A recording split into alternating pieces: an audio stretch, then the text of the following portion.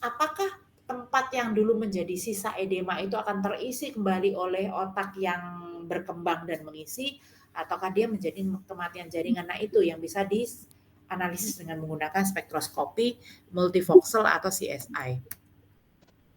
Sekarang kita menginjak pada positioning pada CSI atau multivoxel.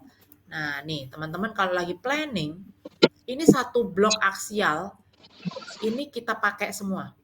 Kita pakai semua menjadi volume spektroskopi atau volume spektrum yang akan kita gambarkan. Jadi nanti di sini nih kalau saya buka kotaknya, di sini ada kotak kecil-kecil kayak kita main streaming gitu ya. Jadi kalau kita mau menggambar gunung tapi berdasarkan streaming kan ada berapa kotak yang utuh, ada berapa kotak yang tinggal separuh. Nah, ini di sini. Semuanya ada di sini. Nah, karena tadi spektroskopi itu tidak oke untuk organ yang mengandung cairan atau water dan MRI itu signalnya tidak bisa tumbuh dengan baik atau tidak bisa rise up gitu dengan baik pada organ yang tidak mengandung proton, maka ini yang cairan-cairan kita hindari nih ya. Jadi kita blok, kita aplikasikan di situ yang namanya RES, region of saturation atau set band atau preset phase. Nah, itu tergantung vendornya namanya masing-masing ya. Nah, itu nanti kita blok di daerah tulang, di daerah cairan kita tutup. Kita tutup semuanya ya. Dan nanti kita tinggal klik di sini tuh spektrumnya apa akan nongol. Nah, seperti ini misalnya. Ada tumor di area di lobus occipital. Nah, begitu kita bikin spektroskopi, kemudian kita titik di sini, itu masih normal, 1 masih normal ya. Colin sebegini, NAA segini, normal. Nah, 1, 2, 3, 4, 5 normal. Nah, masuk ke 7 ini sudah nggak normal karena kolinnya naik, kreatinnya naik, NAA-nya hilang, muncul laktat. Tadi saya bilang bahwa spektrum brain normal, laktat tidak muncul. Tapi ini ternyata muncul laktat. Jadi ini 7, 8, masih 9, masih sudah mulai normal lagi karena NAA-nya udah naik, laktatnya udah hilang, 10 juga sama. Nah, ini kalau spektrum multivoxel ini tinggal diklik sini, klik sini, klik sini kotak-kotaknya. Kalau single voxel ya susah karena single voxel cuma satu gede di sini.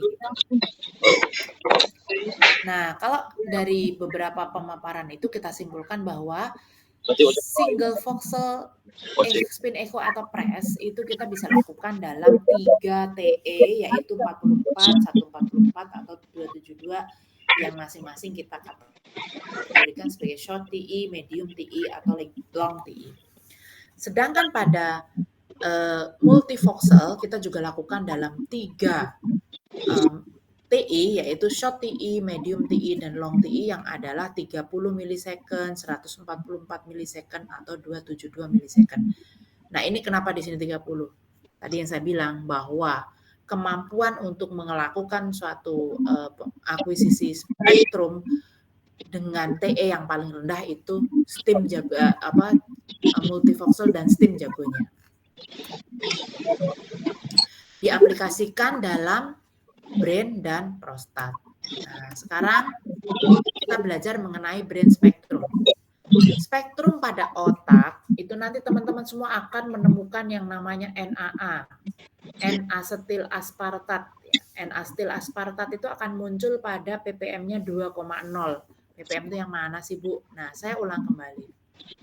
Tadi sudah saya sampaikan ppm itu ada di nih di garis sumbu X.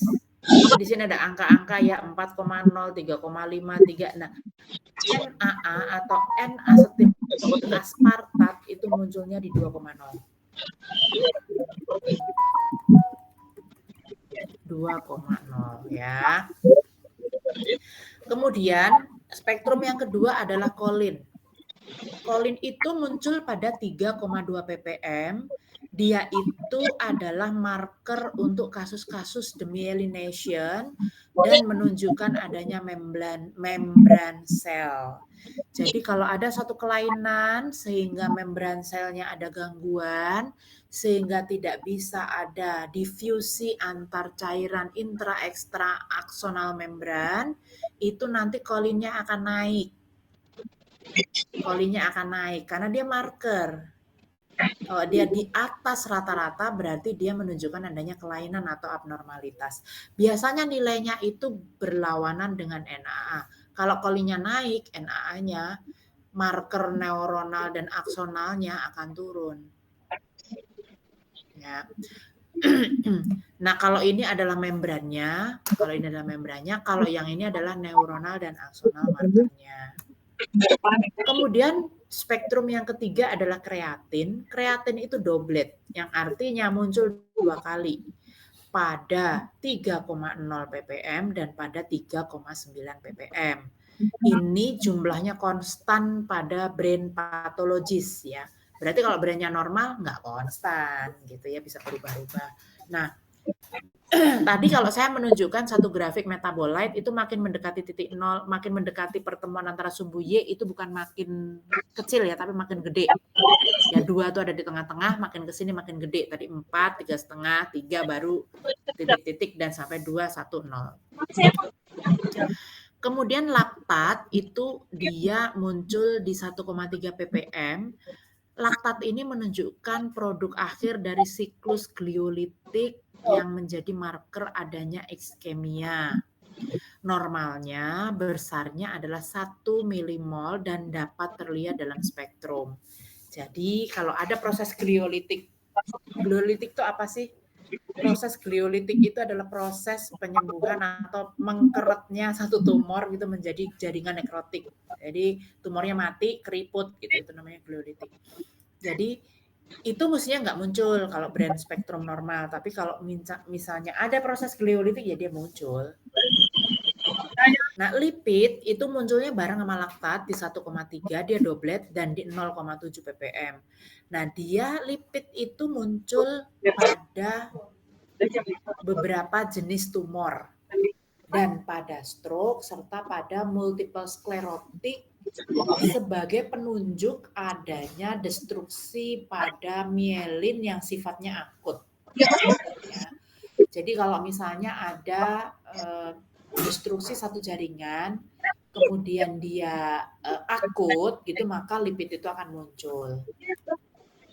Kemudian myoinositol itu besarannya atau terletak pada 3,64 per million. Dia sebagai astrositoma marker. Nah, dia muncul pada short TE. Bentar ya, saya izin dulu angkat telepon.